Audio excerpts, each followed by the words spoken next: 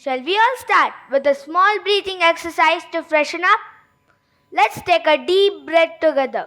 Breathe in, breathe out. Breathe in, breathe out. Did you all feel that breath was clean? Or did you feel the air was dusty? Was the air smoking and choking? Because for most of us today, that is what our every breath feels like. That's the one fact I want to start with. The air we breathe is not always safe and most of us doesn't even notice. Now, I'll describe you all a city that can't breathe. A city where the sky is very blurry, buildings look tired, cars emitting smoke, people walk fast with a mask, the air feels thick like something heavy is on our chest. This is how a struggling city looks like. Now, imagine living there every day. A child running and stopping because of pollution choking their lungs. Imagine a park where the swings and the slides move alone in the empty air. Grandparents coughing when they go for their walks. This isn't the future. This is how our today is. Let me share with you all one of my personal story. While I was a Montessorian, I used to accompany my parents to Sankey Tank in Malleshwaram. The place was full of greenery, clear water, ducks quacking and sailing, winds gushing. But as days passed by, the place lost its charm. When I go there today, I feel the place has forgotten to breathe. What a pity, isn't it? Now, let's all try to imagine how our city that we live in and breathe in should look like. A city that inhales pollution and exhales clean, fresh air. A city with clear sky, green trees, cool roads, because breathing is no longer harmful, it's peaceful. Now you people tell me, which city do you want to live in? The one that struggles to breathe or the one that learns to breathe? I personally like to be in a breathing city. I'm not here to share big data or long report. I'm here to share an idea. And that idea is very simple. How to bring breath back to our city. And we, the children of today, can do our bit to help achieve it. Let's see some of my top ideas. Why do you think cities should have superpower? Cities that use nature to heal themselves. Cities built with the help of community. Cities driven by technology. And cities where we kids lead to the change. Now, I'll take you all through these ideas one by one. Why do you think cities should have superpower? Think of a city where machines are not noisy or harmful. These machines don't just exist, they protect.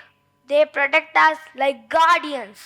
Some working prototypes installed in countries like India, China, Netherlands and Singapore have tall air cleaning towers acting like giant lungs.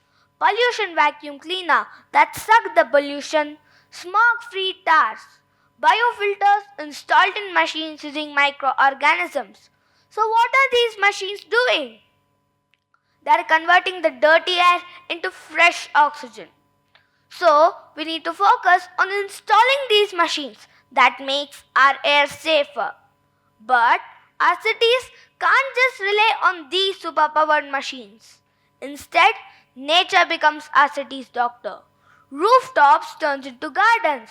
Highways grow rows of pollution-eating plants. Liquid trees installed at bus stops and train stations using algae. Plant-based air purifiers. So what are they all doing? They're absorbing the dirty air and converting it into fresh oxygen. Even these greenest plants or the best superpowered machines won't work unless we, the people, care for our city. I read a quote in Times New about breath as a right, saying clean air is required by all, but protected by none. So true, right? Let's move on further. Communities should become accountable for keeping the city and the air clean. But how? Our parents must start switching to eco-friendly transports like solar cars, electric buses, scooters. Shops should reduce plastic waste. Schools and offices should start CSR activities to maintain clean air. Now, the top 3 ideas discussed above: superpower, nature, community working together transforms our city better. But when we combine these ideas with the modern AI technique, the city works the best, I believe. Do you all agree with me? Let's move on further. Imagine a city with a brain. A city that feels pollution rising even before we people notice it.